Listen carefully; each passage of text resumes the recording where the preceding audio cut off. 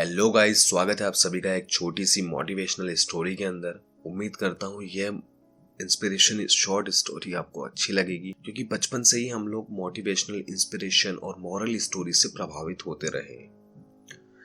यह सब हम सभी अपने माता पिता, शिक्षकों से, बड़ों से ऐसी मोटिवेशनल और शॉर्ट स्टोरी सुनी है जो हमें एक अच्छी सीख देती है।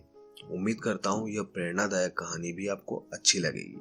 कहानी का टाइटल है भिखारी की सीख। चलिए कहानी अब शुरू करते हैं। हाल ही में सूरज का एक कार एक्सीडेंट हो गया था, इसलिए सूरज ने अपनी कार को ठीक करने के लिए एक गैरेज में दे रखा था। सूरज को काम के लिए रोजाना शहर आना पड़ता था, तो वो मेट्रो से आया जाया करता था। एक दिन जब सूरज शहर से घर लौट रहा था, तो उसने स्टेशन पर एक भिखारी को देखा। सूरज को उस पर दया आ गई। उसने अपनी जेब से कुछ पैसे उसे थमा दिए। भिखारी ने उसे धन्यवाद कहा। अगले दिन सूरज ने भिखारी को फिर उसी जगह पर देखा।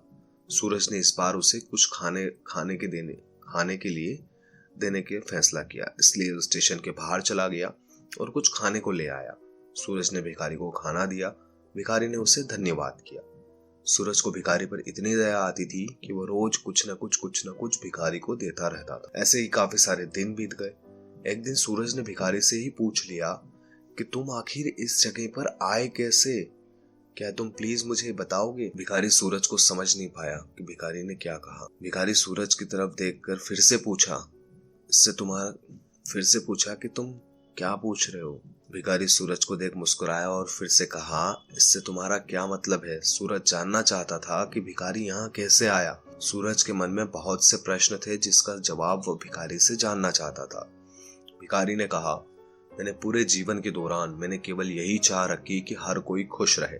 मैंने हमेशा सभी की सहायता की, चाहे उस समय मेरा जीवन कैसा भी चल रहा था। सूरज कहता है, सूरज ने पूछा, तो क्या आपको इसका कोई पछतावा नहीं होता? भिखारी कहता है, नहीं, यह बस मेरी आत्मा को कुचल देता है कि जिन लोगों को मैंने अपना सब कुछ दे दिया, वह मेरे बुरे समय में मेरे सामने आकर खड़े भी नहीं हुए। भिखारी ने रोते हुए जवाब दिया। भिखारी ने कहा, अपना खुद का घर बनाते समय अपनी ईंटें उन्हें सौंपने की बजाय अपना खुद का घर बनाना और शरण के लिए किसी को आमंत्रित करना बेहतर होता है, क्योंकि एक दिन तुम उस स्थान पर देखोगे जहां तुम अपना घर बनाने का इरादा किया था, वह इलाका सुनसान होगा। तब तुम अपने घर को कहां तलाश करोगे? सूरज समझ गया था कि भिखारी क्या कहना चाहता है, और सूरज ने इस सलाह के लिए भिखारी को धन्यवाद कहा। फिर कुछ दिनों बाद सूरज की कार ठीक हो गई। वह अपनी कार से ऑफिस पे आने लगा। सूरज को जिस भी दिन समय मिलता, वह भिखारी से मिलने स्टेशन पर पहुंच जाता और घंटों उससे बातें करता और कुछ न कुछ खाने को उसे दे आता। ऐसे में दोनों की एक अच्छी दोस्ती हो गई थी। तो दैट्स इट गाइस। कहानी इतनी छोटी थी, लेकिन इसका मॉरल प्लीज सुन लीजिए। मॉरल ही सब कुछ होता है किसी भी कहानी का। दूसरों की मदद करना कभी कोई बुरी बात नहीं है, लेकिन कभी कभी दूसरों की सहायता करते समय हम अपनी समस्याओं और आवश्यकताओं को भूल जाते हैं।